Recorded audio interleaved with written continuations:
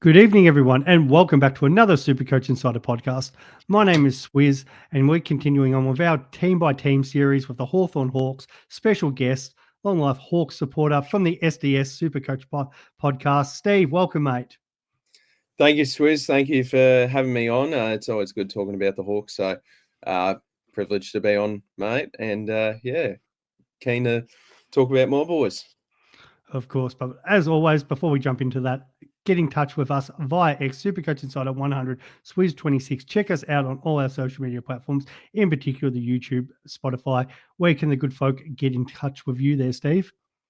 On my YouTube channel, SDS Supercoach, I'll be punching out a fair bit of content as, I've now had a good break. So keep an eye out on that. On Twitter, it's Stephen DW Smith, and then on TikTok, where I post shortened versions of my videos I do on YouTube, SDS_Supercoach. Fantastic. All right, for the Hawks, obviously the big mover last year, flying up the ladder, became a bit of a fan favourite. The way they were performing as they that very quick rebuild, but this year we'll be copying a little bit of a tougher fixture naturally from that. So start off, because of that round 0, we know they're going to have that round 4 bye, which we've in previous podcasts we've been talking about how it does make it a little bit more difficult to start these guys in your starting lineup. At least they only share the bye with one other team. So they got that in round 4, and then they've got the other bye in round 15. So the good thing is it isn't the last bye. So potentially if you're looking at bringing Hawks in for the end of run of the season, you still can, but there's still a decent gap between round 4 and round 15. And they share those byes with Adelaide, Melbourne and West Coast, who, though they might have some popular rookies, probably not going to have the premium options that some of the other teams may have. So they do kick off with the Swans in that round 0 match. So we do get to have a look at how they set up. And then they have the Bombers and Blues before travelling down to Launceston for the Giants, and then over for the gather round match against Port Adelaide. From sort of that start, Steve, what are you kind of expecting? And even about those sort of double games this year, it's a little bit tougher now, but the double against Port, Collingwood, Carlton, Brisbane.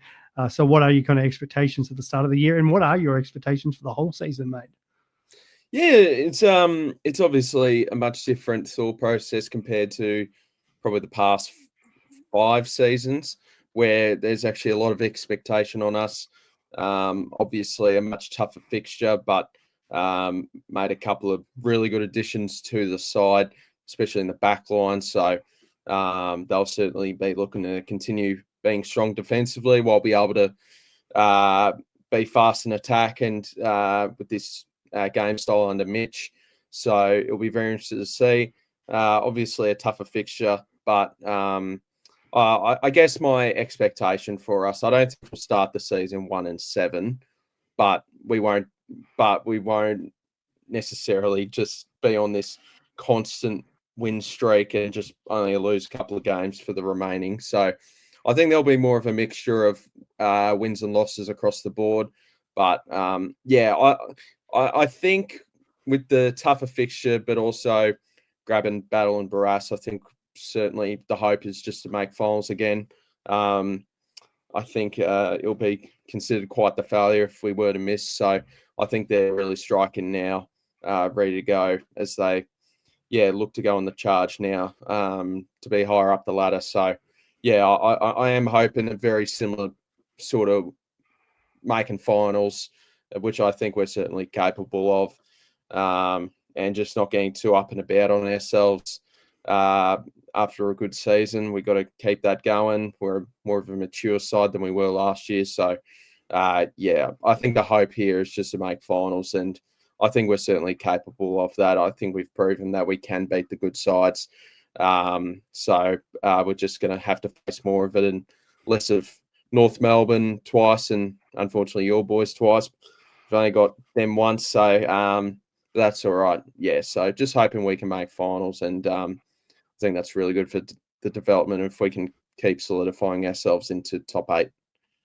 For sure. And in regards to that sort of fixture there's only one real easy part, which is kind of round 7 to 9, where it's West Coast at home, Richmond at home, Melbourne at the G, So there is a little period there where if you are kind of starting Hawks or looking at a Hawks player after their round 4 bye, maybe it is a kind of mid-price or a rookie.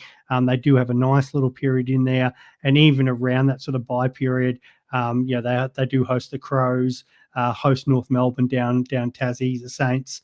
They kind of have these little month periods where you kind of got a good fixture. And depending on how people kind of use the flex, we've talked about that as being kind of that one strategy where, say, a couple of years ago, say a Ben Keys, for example, had a good couple of rounds, got his break even to a really good position, and then sort of have a really good month of footy where you might have those sort of with those extra trades and that flex position bring in somebody who might have a high ceiling to sort of take toll in those particular weeks.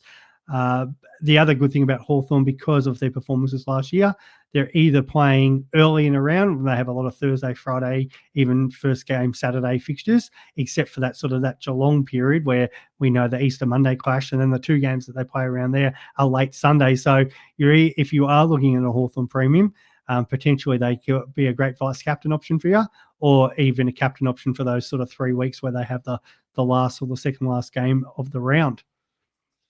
Yeah, for sure. I think, start the season, if you're looking at a Hawks premium, although I don't think there's many vice captain options in the side, but just having that option there is really good. There's obviously a few premiums there to talk about. I think we do have certain periods where there's easier fixtures. I'm not too sure whether Melbourne will do too well in 2025. So I guess that's a handy double in my eyes.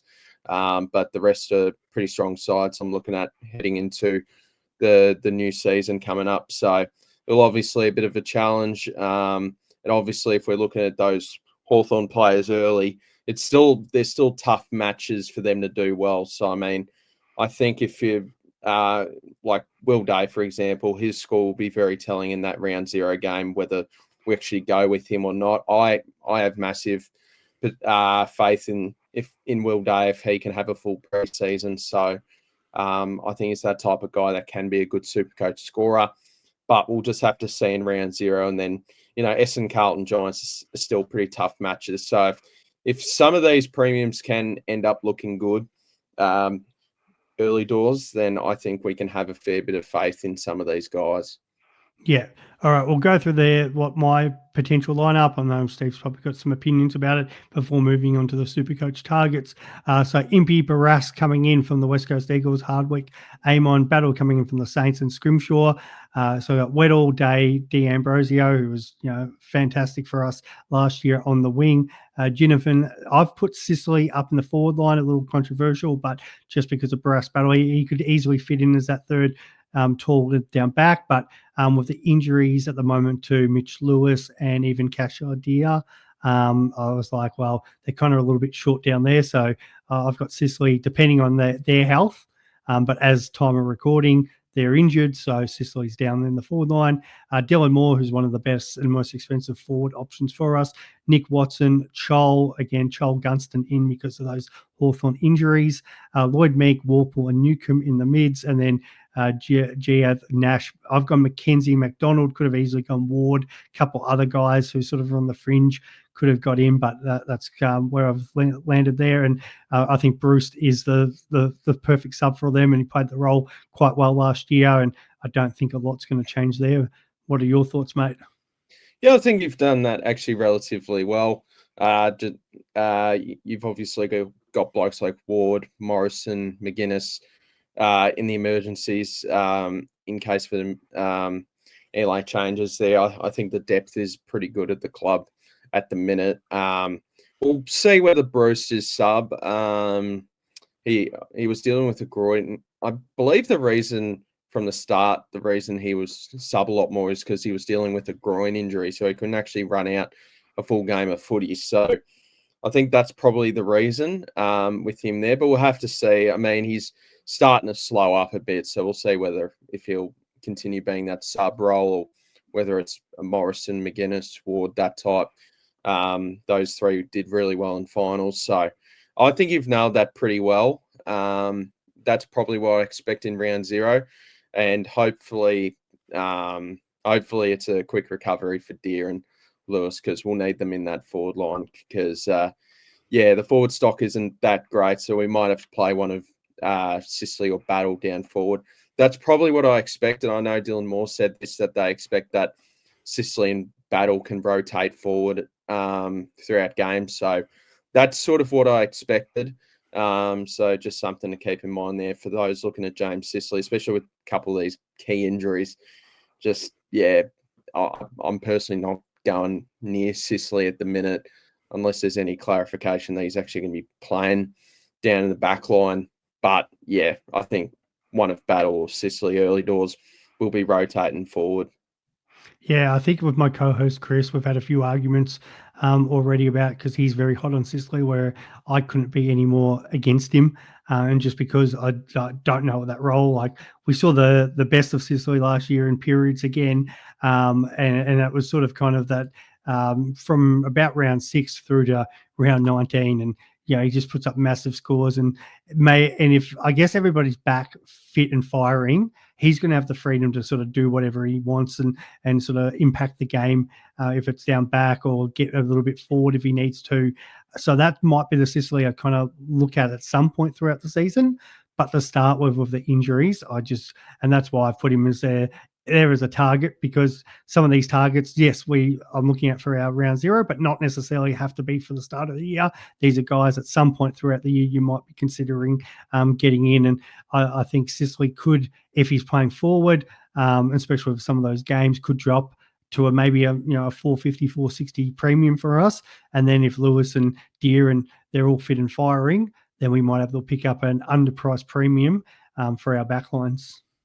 Yeah, I mean, obviously it'd be a much different story if Lewis and Deer were healthy. Like, I'd be really hot on Sicily if those blokes were fit and available heading into round 0, but unfortunately they're not. So I think we'll still see periods early days while they're out of him being down in the back line. But that might mean that a Josh Battle could be down in the forward line, because he was drafted as a forward and he does have that ability to swing forward. So we know Mitchell moves the magnets around a fair bit. So that's what I'd expect. And I'd be really hot on Sicily if there was any clarification that he will be playing just in the back line, besides maybe like the final 3 minutes of a game where it's close as an extra forward target. But we haven't really had that at the minute. So, yeah, that's why I think if once the guys are back, then Sicily could be a really cheap guy that we can grab and just have as an option and a real boom or bust sort of pick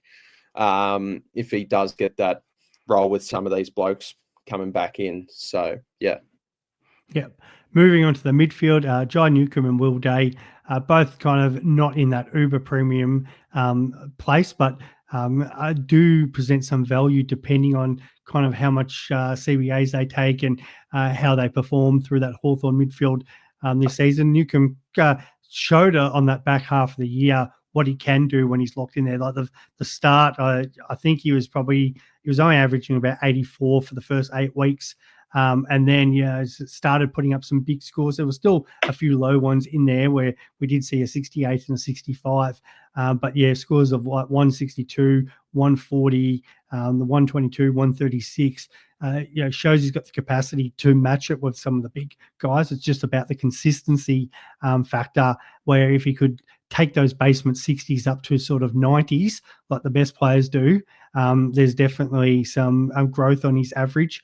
And Will Day, somebody who's been very popular for within the Supercoach community, and we did again see it with a little bit of a run through last year, where there was about, I think, 8 weeks where he tonned up in a row, had a 92 and then 2 more tons before fading off at the end of the season there with the 53-40 and the injury sub 10. So like him at his best, shows that he can average low hundreds. Is there more improvement in there if he's spending time, like much time as possible in that guts? Yes, there probably is. But the question is, do Hawthorn and their game style allow these players to sort of become the uber premiums, or is it just like is it too much like, how Clarkson used to play them, how Richmond played through their premiership years, where there's no one superstar. They're all sort of sharing points. What are your thoughts on Newcombe and Day there, mate? I bloody love them. It's a great 1-2 punch. I really love Newcombe and Day. I think Newcombe, you know how some of those, I could be wrong, but you know how there's some of those midfielders that we know are bloody really good, but doesn't exactly translate to Supercoach. I think Newcombe could be another one of those. But I think Will Day, the ceiling's a bit higher as a Supercoach scorer, where if he can just have a full run at it, he's really good at breaking tackles, really good step. I guess the main thing's just been him not being strong enough to avoid some of those freak accident injuries. So, yeah, just got to have to hope that Will Day can get a full run at it, because most of his injuries aren't soft tissue or anything, which is a good sign. It's more freak accidents with ankles, that sort of thing, or weird shoulder injuries, that type of thing with Day. So, yeah, I mean, I think, as I said earlier, we'll see. We'll see how they go round 0. I don't think I'd be picking Newcombe. He's usually a slow starter and can finish really strongly into the season. But Day, I think he can continue that form from the get-go. So, yeah, I do really like Will Day as a pick if he can stay on the park over pre-season. Any little problem, then we'd probably move off him. But at the end of the day, with all these Hawthorn blokes and the other 7 teams premiums, we got to see how they go round 0, the roles, that type of thing. But I think that's a very good point you bring up. There is a chance our game style doesn't allow for good Supercoach scoring, but we'll just have to see, because I think Day can get to that next level of being 105 plus Supercoach scorer, and hopefully he can get there. Love him as a player. So, yeah, I do really have interest in Will Day, but yeah, I guess it comes down to the game style, but we won't find out really till March. Yeah, exactly. Lloyd Meek, after sort of coming across from Fremantle, it was his first full year of being in the number 1 sole ruck. After those sort of first 4 or 5 games, really showed what he can do. It was outside of maybe a couple of games around the bye period, he was pretty consistent. He went through I think it was a 4 or 5 week period where he turned up, and then he had another 6 week period tons, and then even a couple of his lower scores were sort of like 97s, 98s. So he's a guy who, his second year of shouldering the ruck load, turns 27, I think in April. So he's peak for a ruck. And yeah, he's somebody who, though there's slightly a little bit of value, but because we've so many question marks about who people are looking at R2, next to, I guess, the popular pick in Tristan Cherry, there's names like Darcy Cameron, Tom De Koning, Sean Darcy being thrown out.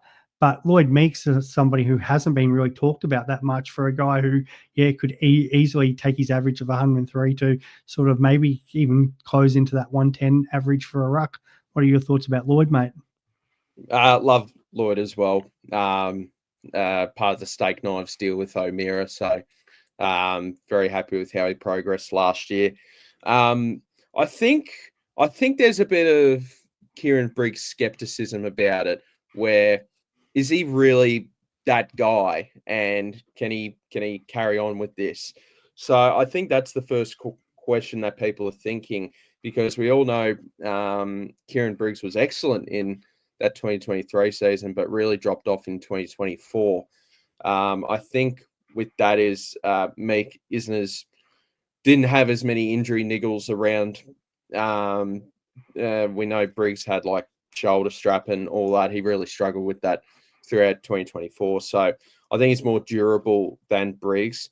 And he's pretty safe. I mean, he can get to that next level, because I think they were talking about Josh Weddle potentially playing as just rotating as a ruck every now and then. I think they're just trying to make Josh Weddle into a fast mark blitz halves, really. And he could do that, but I don't think it would take away too much of what Lloyd is doing. I think it would be an 80-20 split realistically. So whenever he needs a rest, Weddle would go in the ruck. because, and I think they'll happen early because they want Chol deep in the forward line due to the forward injuries. So, yeah, I think Meg's perfectly fine. If enough dominoes fall in the ruck category, like we hear Mark Pitterneck, it will be playing next to Tom De Koning by round 1. If Sean Darcy gets a niggle, Which is Tristan standard. Yeah, it'll probably happen. A lot of us probably got Sean Darcy in the team, but just waiting on that dreaded news. Where it makes a good fallback at a similar price. It's just because there's a lot of players around that price tag, even cheaper, that have just got bigger ceilings, and we know that we really like to chase the ceilings. Where Meek is a safe 107, 108 average, where some people just look for the guys that are capable of going 115 plus. And I don't think Meek's that yet, but compared to the De Koning and Darcy, but I think he's a perfectly fine option if enough dominoes fall in that ruck spot for us. Like, he's a guy I'm keeping in the back of my head. If you're a draft player out there, especially those who play redrafts each season, somebody like Meek is really good if you want to draft a ruck late. We do see sometimes it's like the quarterback situation. Like for those who play NFL, you usually sort of see round 3 the top guys go. But if you're willing to wait until the later rounds, and there might be like round 15, 16, you could still potentially see the likes of sort of your Meeks and McInerney's, Briggs still on the board, because people are going to go for the hype players. Everybody always goes for that. And Meeks just one of those guys which, unless you've got sort of diehard Hawthorn supporter in your group, they're just going to stay on the board. And you might have to pick up a guy who's who averaged 103 last year and could definitely have 4, 5, 6 points on his average. Yep, 100%. Yeah, just a guy to keep an eye on. He should be solo ruck, like besides Weddle chopping him out every now and then. So yeah, and he's pretty durable. So I'd be pretty keen on Meek if a couple of dominoes fall. For sure. All right, and moving up to the real premium. So in the forward line, Dylan Moore averaged 97.7 last year. Comes in as the second most expensive forward for us in 2025. So somebody that a lot of people look at. I know Ben and I have had many arguments over the years about Dylan Moore, and he just continues to be around that sort of mid-90s to high 90s averager. It's always that guy who plays half forward and links up either with the wingman or that whoever's won the centre clearance. So, and if he's if he can get on the end of a few goals, that's just even a bigger bonus too. He has a lot of strings of his bow like that. There's weeks there where he does bang through 4 or 5 goals, and there's other weeks where he's getting goal assists, which we know are very important in the Supercoach part of things. Tell us more about Dylan Moore, mate. Yeah, well, I'm personally not on the start Dylan Moore propaganda type of thing, because he just in that role, he's easily just one of those guys that can get 100 like 80k cheaper at some point, where you could just grab him at 440k and he can put in a good shift. So he'll either go 70 or 140. And if you can nail that price drop, then I think he can come in as a guy that can deliver you some really, really good scores. But obviously, though, those scores as well that may affect your week. So, yeah, I don't think I'm really not a fan of paying up 526 for him. 100k cheaper for sure. But I think we got a lot more options in the forward line this year compared to last year, where we might not actually need to bother with Dylan Moore, because the forward line was so poor last year. He was a top 6 forward, where now we've got a lot more interesting options. Part of it's thanks to Luke Beveridge in that forward line. So, yeah, I love Dylan Moore as a player, but I'm not a big fan of starting him. I just think there's too many inconsistencies where you can catch the price drop and grab him if you're looking for an upgrade forward later in the season. Yep, and that's completely fair. So that's the list that I've got there. Is there any other Hawthorn players that you're kind of monitoring who may make an appearance either in your starting squad or later throughout the season? Probably a name to keep an eye out for is Jasper Scaife, a mid-season draftee last season, key forward. He could have an early run of things if they're really committed to playing Sicily in battle and Barras in that same back line. They could just look to play Scaife along with Chol and along with Gunston early doors. And he was showing some really good signs in the VFL last year, where last season he was actually going to make his debut against the Dockers, but he rolled his ankle the day of where the teams were announced. So, yeah, he was a bit of a stitch up there. But, yeah, just keep an eye on him. He's a 19, 20 years old, ready body. I think he could be a guy that we keep an eye on in our forward line if we're looking for forward rookies, if we don't want to pay up top dollar for maybe a Joe Berry or a Isaac Kako, that type. So, yeah, Jasper Scaife. I think Jasper Scaife and Will Day are the only two in my current team for the Hawks. Yep, no, I don't mind that. The two that I don't mind from a rookie point of view, just to keep on, we had him last year, probably was very disappointing in our teams, but Henry Huswaite still at 121,000. So you just because of his size, he's that 195 centimeter midfield. And if the Hawks were to get an injury or two around the guts, there is potentially there for a bigger, younger body to come in. And then also Sam Butler, who did play a couple of games last year as well. He's 126K. So depending on how, like, you expect Hawthorn to go, probably the more senior players, but they do give opportunities at the same time to some of the younger ones. We did see that last year. You had guys like, we know Finn McInnes has been in the other side. We know Ward's getting sort of 10 games, Mackenzie, Morrison.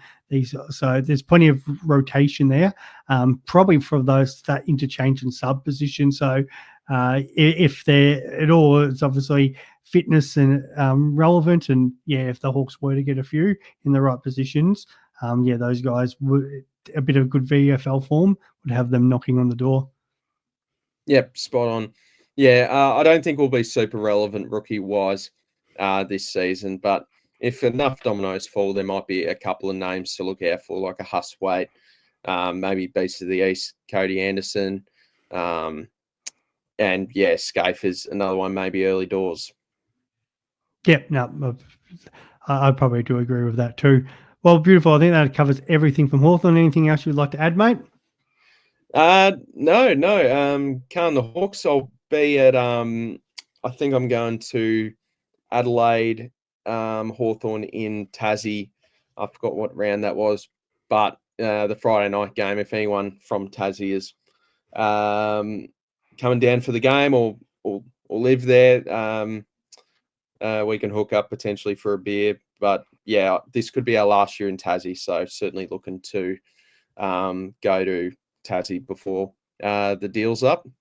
Yeah, it's actually really good. I think it won't happen. But if the AFL was serious, they'd have the Tassie team. I said you'd play your sort of 9 games a year in Hobart and then go out to, say, Davenport or something like that as your second ground and keep Hawthorn down there with their arrangement just to start that whole rivalry situation. Hawthorn have done an amazing job promoting Launceston for so many years. And I don't think they should lose that connection. We know that, and people sit there and talk, is the North-South rivalry really real down in Tassie? Some say yes, some say no. But I kind of like a bit of the rivalry between Hobart and Launceston, and you could kind of have the whole of Tasmania versus Launceston, the Hawthorn Launceston Hawks. There's nothing we see every other state has their rivalries going, and you could actually kind of manufacture one straight off by keeping Hawthorn down there.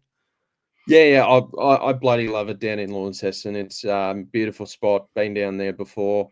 A few things to do there, so I really do enjoy it down in Launceston. So I really hope we can keep the deal. Otherwise, we'll have to go to Cairns, and not super keen on that. So Launceston, beautiful footy, beautiful ground, UTAS. So hopefully we can stay there. It really is. All right, thank you so much for joining us, Steve. Thank you, the community, for tuning in. Keep an eye out. We will be doing extra updates throughout the pre-season, and we'll talk soon. Bye, guys. Catch ya.